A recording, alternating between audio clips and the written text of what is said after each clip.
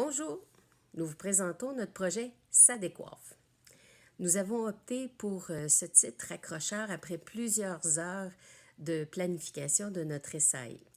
L'origine de l'idée fut la Croix-Rouge, en lien avec leurs interventions de secours après des catastrophes naturelles météorologiques. Au cours de la rédaction de notre essai, nous avons eu à apporter plusieurs ajustements. Nous avions tellement d'idées que la durée de la SAE aurait pu facilement dépasser les 3 heures. Alors, pour ne pas s'égarer dans l'insertion d'activités, nous avons centré nos efforts sur Irma, l'ouragan de fin août 2017. Le cahier de l'élève a lui aussi subi une transformation majeure par rapport à celui que nous avions remis aux élèves lors de notre expérimentation en classe. Ces modifications ont été nécessaires pour respecter le canevas de la SAE et assurer la reproduction de celle-ci par nos collègues enseignants. Vous verrez donc ma coéquipière Marie-Sara Harvey vous présenter l'approche orientante, les repères culturels, la mise en situation et la phase de préparation. Laurence Gabrielle Fournier, aussi coéquipière, présentera la phase de réalisation. Pour ma part, Chantal Leclerc, je vous parlerai de l'intention pédagogique, le contenu selon le programme de formation de l'École québécoise, le cahier de l'élève, la portion évaluation et pour terminer, la phase d'intégration. Alors, bonne écoute! Pour ce qui est de l'approche orientante, on a décidé de cibler davantage deux métiers. En fait, il s'agit du métier de météorologue et de celui de secouriste. En fait, nous croyons que c'est les deux métiers qui sont davantage présents lorsqu'il y a une catastrophe naturelle telle qu'un ouragan. Ces métiers-là, en fait, sont vus de différentes manières, que ce soit dans la présentation, en fait, de l'événement de l'ouragan Irma ou bien tout au long du journal de bord de l'élève où il y a des questions qui sont posées. Pour ce qui est de notre domaine général de formation, en fait, c'est vivre ensemble et citoyenneté. On fait des liens avec celui-ci tout au long de notre SAE, surtout lorsqu'on pose des questions aux élèves par rapport à comment on peut venir en aide aux gens, parce que en fait, vivre ensemble et citoyenneté, c'est une question d'équité. Tout le monde est égaux, donc une personne qui a vécu une tragédie, une catastrophe naturelle, on doit lui venir en aide pour que on soit égal à ces personnes-là, puis qu'ils puissent avoir les mêmes chances que nous. Par rapport à nos repères culturels, au niveau historique, c'est certain que tout ce qui se trouve dans notre mise en situation par rapport à l'ouragan Irma fait un lien direct avec un repère historique. Au niveau de la société, c'est certain qu'on ne pouvait pas s'empêcher de parler de l'organisme de la Croix-Rouge qui vient en aide aux sinistrés, qui s'assure que tout le monde a les ressources nécessaires pour se nourrir, se vêtir et se loger. On trouvait aussi intéressant par rapport à la technologie de parler de tous les outils qui peuvent permettre maintenant de prédire l'arrivée d'une catastrophe naturelle et qui peut sauver plusieurs vies, heureusement.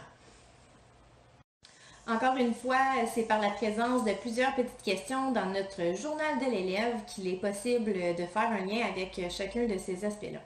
L'intention pédagogique englobe la présentation des catastrophes naturelles météorologiques en se concentrant sur les ouragans. Nous avons insisté aussi sur la possibilité de faire vivre des expériences scientifiques aux élèves. Et pour terminer, il y a l'exploration des métiers en lien avec les catastrophes naturelles météorologiques. Le contenu du programme de formation de l'École québécoise mobilise le domaine de la Terre et l'espace en exploitant 4 énoncés de connaissances dans les sous-groupes la matière, les systèmes et interactions, les techniques et instrumentation. Le vivre ensemble et citoyenneté a été notre choix de domaine général de formation. Notre intention éducative était de développer les attitudes d'ouverture sur le monde sous l'axe de l'engagement dans l'action, dans un esprit de coopération et de solidarité. La plupart de ces éléments se retrouvent dans le cahier de l'élève tout au long de la SAE. Merci à Marie-Sara Harvey pour la mise en page dynamique. Dans ce cahier de 10 pages, seule la page 1 et la page 10 sont en couleur pour les photos et le restant est en nuances de gris. Donc, de cette façon, c'est plus économique à l'impression.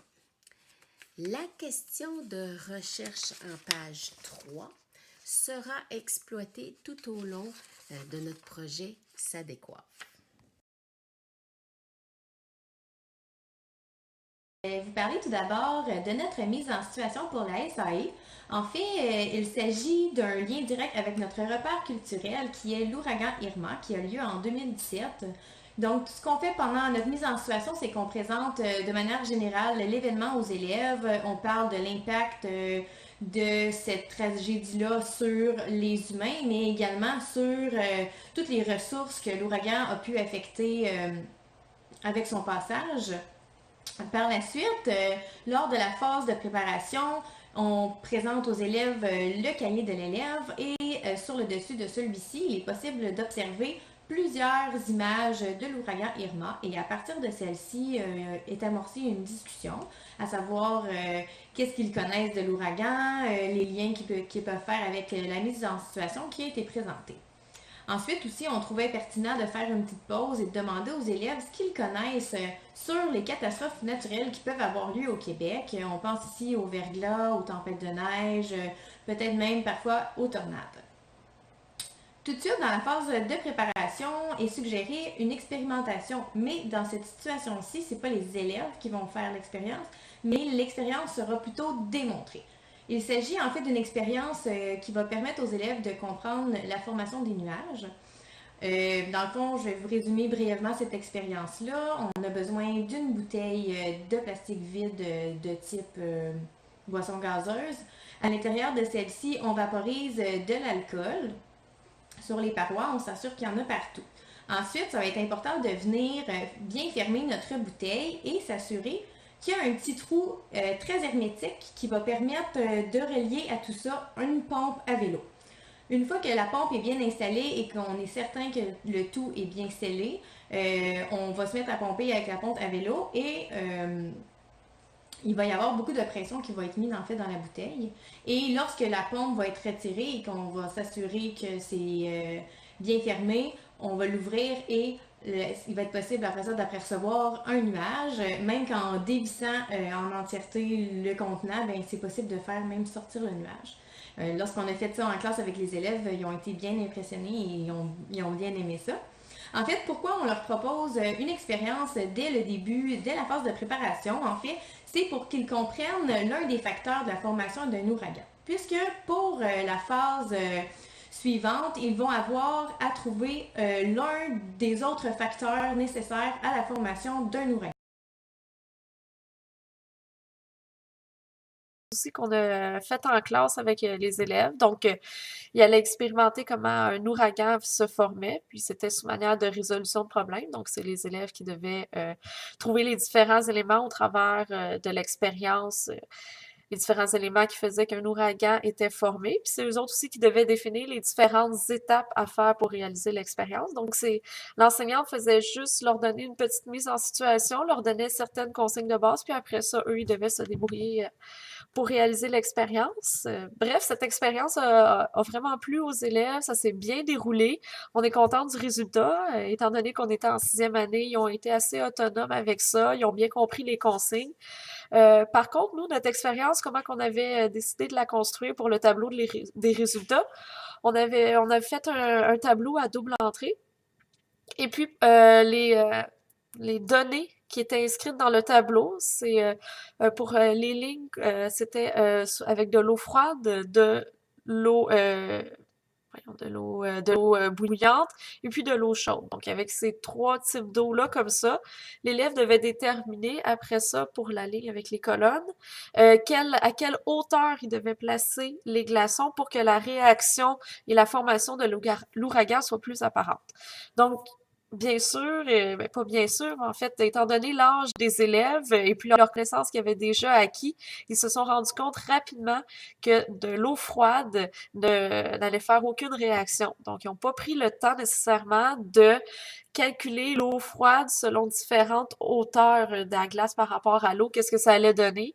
Ils l'ont fait une première fois, puis là, ils ont vu que ça faisait rien du tout, puis ils se sont dit, ben dans le fond, c'est vrai, de ce que j'ai su, ça va rien donner, peu importe si je change la hauteur du panier de glace. Donc, ils n'ont pas nécessairement rempli le tableau au complet. Certaines équipes, oui, par contre, ils ont pris la peine de le faire, mais d'autres non, ils ont seulement passé rapidement aux prochaines températures d'eau. Donc, outre ce petit élément-là que les élèves ont décidé de ne pas faire par eux-mêmes, l'expérience s'est vraiment bien déroulée. On est très satisfait du résultat qu'on a obtenu. Pour clore la SAE, la phase d'intégration permet de revenir sur celle de la préparation et celle de la réalisation surtout. Donc, de retour en grand groupe, nous avons réactivé les connaissances des éléments de l'ouragan Irma. Plusieurs élèves ont évoqué en avoir parlé à la maison, ce qui nous a plu, car là, nous savons que notre projet SADécoiffe est significatif. Les élèves ne verront plus les ouragans du même œil. Alors, en phase d'intégration, les élèves ont pu expliquer les résultats de l'expérience du début de formation d'un ouragan. Nous leur avons posé des questions sur leur démarche, la rigueur employée, les règles de sécurité à respecter lors d'une expérience scientifique. Ensuite, les élèves ont visionné une vidéo qui reproduisait l'expérience et ce qui a validé leurs résultats. Un bel échange de commentaires s'en est suivi. C'était merveilleux de pouvoir constater que les élèves accueillaient bien la différence entre leur hypothèse de départ et les résultats de leur expérience. Nous en avons profité justement pour souligner les bienfaits de la démarche scientifique par essai et erreur. À la suite de notre expérimentation en classe, nous avons modifié le cahier de l'élève pour y ajouter les questions du DGF. Alors ça va permettre une période de discussion sur les conséquences d'un ouragan. Et pour prolonger l'activité à cette étape-ci, un débat scientifique aurait pu avoir lieu autour des catastrophes naturelles météorologiques. Cet extra se retrouve à la suite de la phase d'intégration dans notre SAE papier. Pour la portion évaluation, il est possible d'utiliser les réponses à certains numéros du cahier de l'élève. Les grilles d'évaluation sont rédigées dans la SAE papier pour faciliter la compilation des manifestations observées tout au long du projet SADécoiffe.